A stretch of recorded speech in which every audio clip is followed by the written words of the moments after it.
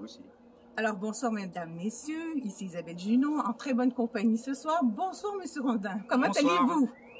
Très bien, après cette présentation ici avec ce ciel magnifique, dans ce pays magnifique, très heureux. Qui est le Canada évidemment, nous sommes au consulat de la France à Outremont. Vous êtes venu ici spécialement à Montréal pour nous annoncer une grande nouvelle pour la langue française. Alors je ne sais pas si c'est une grande nouvelle pour la langue française parce que la langue française est belle et dynamique, elle est partout dans le monde et je ne crois pas qu'elle ait besoin de protection ou de grandes nouvelles. Elle est en soi déjà extrêmement vivace et heureuse, je crois, puisque comme on voit, comme elle se transforme un peu partout dans le monde, on sait qu'il y a une belle dynamique. Oui. Mais quand même, il lui manquait une chose peut-être, c'est une maison. C'est un refuge, c'est un lieu d'hospitalité pour... alors ça n'est pas très orthodoxe ce que je vais dire, mais toutes les langues françaises. Oui. Et j'aime dire ça, même si on me dit que ça n'est pas, il ne faudrait pas, oui. J'aime bien le dire. La francophonie ou les francophonies, mais aussi la francophilie. C'est-à-dire ceux qui ne parlent pas le français, mais qui l'aiment, qui aiment les cultures francophones. Donc oui, nous allons ouvrir, après l'été, je l'espère, dans ce château de François Ier, une cité internationale de la langue française, où chacun et chacune pourra venir explorer la langue, son histoire. Mais quand je dis la langue, c'est vraiment, y compris toutes les francophonies. C'est un grand parcours qui permet d'explorer absolument tout ce que la langue française, de son origine, en tout cas de celle qu'on lui donne, c'est-à-dire 1539 et François Ier, jusqu'à aujourd'hui, que ce soit la langue des voisins, la langue du Québec, la langue du Burundi, la langue du Rwanda, que sais-je, la langue de la Belgique, on en parlait tout à l'heure, ces langues françaises, ce qu'elles nous permettent comme défense notamment de la diversité ou des diversités. De protéger notre culture aussi internationale en français. Alors ce lieu sera dans ce château, où exactement? Alors c'est à Villers-Cotterêts. Villers-Cotterêts. Villers-Cotterêts. En Haute-France. C'est dans les Hauts-de-France, la région des Hauts-de-France, c'est-à-dire la partie nord de la France. Oui. C'est juste à côté de Paris en réalité, puisque c'est à 50 minutes en train de Paris. Vous voyez, c'est très près, 1h15, 1h30 en voiture électrique. Précise. Oui. C'est pas très loin de Reims, et c'est à peine à 40 minutes de Charles de Gaulle, de l'aéroport.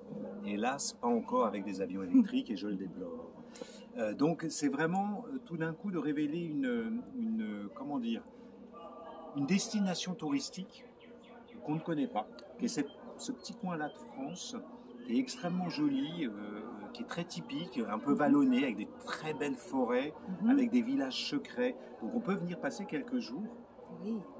Évidemment, on vient pour la Cité internationale, mais aussi on peut se promener. Il y a un château magnifique, un peu un château de la Belle au Bois dormant qui s'appelle Pierrefonds. Il y a la maison de Camille Claudel et Paul Claudel. Enfin bref, il y a beaucoup de choses à voir dans ce coin-là de France. Alors, vous allez avoir également une salle Québec. Merci pour cet honneur, parce que l'idée première de la Cité internationale de la langue française vient du président Emmanuel Macron, si je ne me trompe pas. Absolument. Il y a même du candidat Emmanuel Macron qui, dans le cadre de sa campagne électorale en 2017, vous voyez, visite ce territoire de France et des élus locaux lui montrent ce château complètement en déshérence, presque à l'abandon, et il dit il faut sauver ce château qui est un joyau de la Renaissance, qui est vraiment magnifique, mais il ne faut pas sauver un château en plus, il y en a quelques-uns en France, il faut en faire vraiment quelque chose de très différent. Donc un équipement culturel en réalité. Et quel est le dénominateur commun? François Ier, l'ordonnance qui fait le français comme langue de la nation française. Et puis Molière qui est venu jouer là, Alexandre Dumas qui est un natif de Villers-Cotterêts, etc., etc.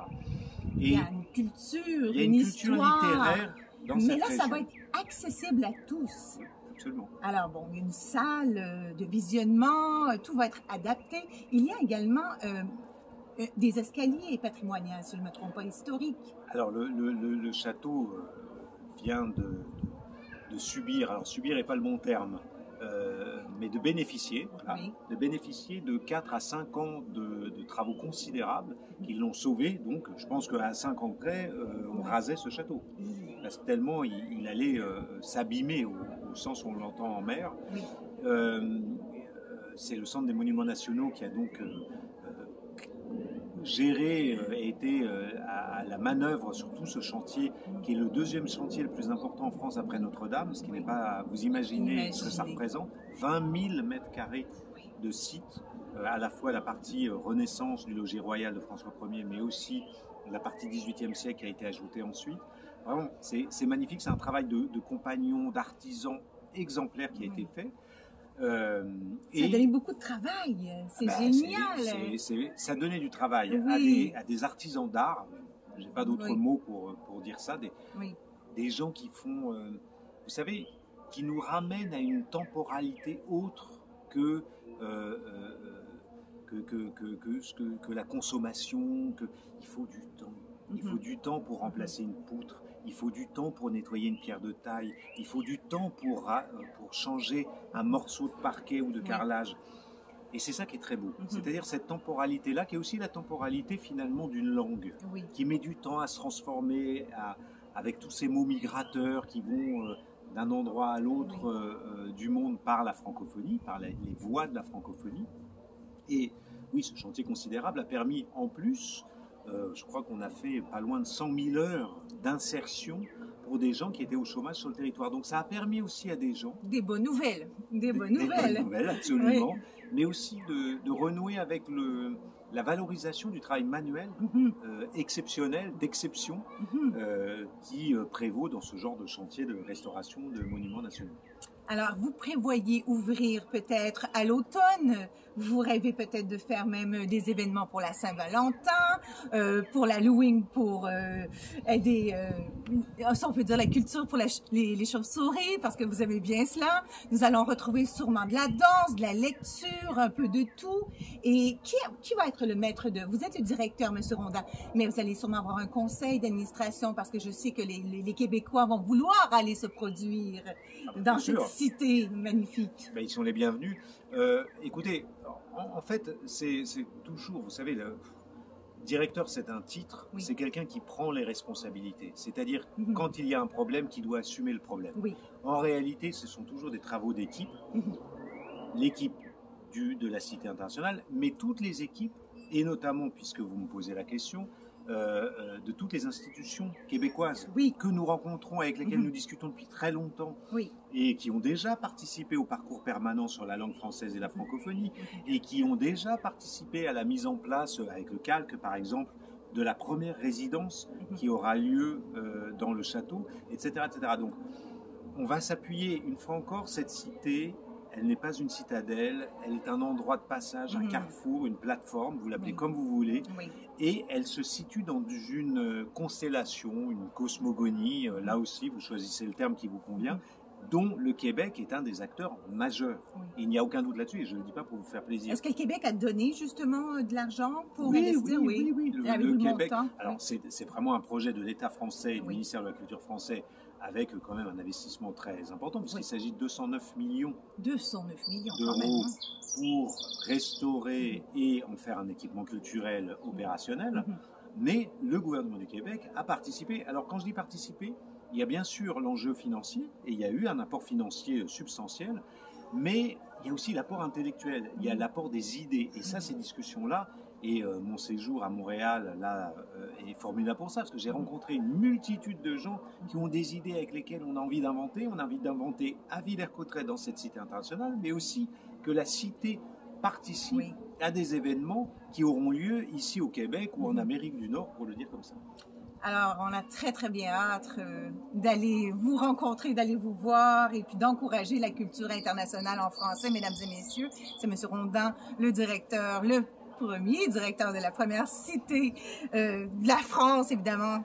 Ça va être un lieu également de vivre en français, mais aussi d'appartenance, je pense. Les gens vont pouvoir, exemple, aller écrire un livre en résidence, une pièce de théâtre. Absolument, ça ne sera pas juste marketing, là. Hein? Ah, pas du tout. Pas non, du non. tout, hein? Enfin, le marketing, j'ai rien contre le marketing, mais par ailleurs, c'est un lieu de tourisme, c'est un lieu de promenade familiale, c'est un lieu ludique et de loisirs, mais c'est aussi un lieu de recherche, de résidence d'écriture, on a une dizaine d'ateliers d'écriture qui permettront justement d'inviter notamment des auteurs, des autrices québécoises, pas seulement, mais notamment d'artistes de plateau aussi, parce qu'on peut imaginer, vous l'avez dit, de la danse, du théâtre, de la etc., peinture. etc. Nous avons eu cela aussi également au Massif à Charlevoix.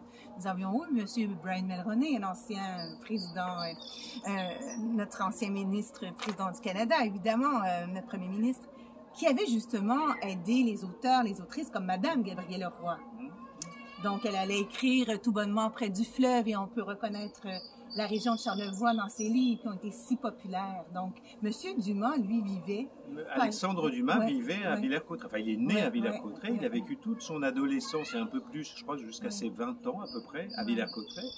Et c'est vrai que si on prend les Trois Mousquetaires, si on les relie en imaginant Villers-Cotterêts et sa région, on voit vraiment les mousquetaires dans la forêt de Retz, une sublime forêt qui est au pied du château, évoluer.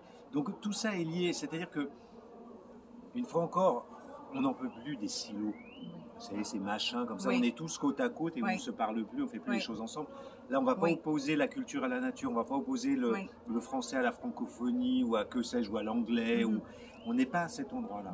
Ça va être une cité des langues. Oui, bien sûr, du multilinguisme et surtout de l'hospitalité. Je crois que le plus beau mot, c'est l'hospitalité et la langue française sait être hospitalière, y compris aux transformations qui viennent de partout dans le monde. Alors j'espère également sur le côté de l'éducation aussi, les jeunes vont pouvoir aller en France visiter cette cité et je vous remercie infiniment pour ce temps si précieux. En direct du consulat, évidemment, à Outremont, à Montréal. C'était Isabelle Junot. Merci beaucoup. Merci, M. Rondin. Et bon succès. Merci à vous et venez bientôt. Bien. Alors, quand ça va être ouvert, nous allons vous tenir au courant. C'est pour ça que j'ai dit bientôt. Alors, pour l'automne, espérons que la Cité internationale de la langue française sera désormais ouverte, mesdames et messieurs. À bientôt. Au revoir. À bientôt. Merci. Merci à vous. Merci.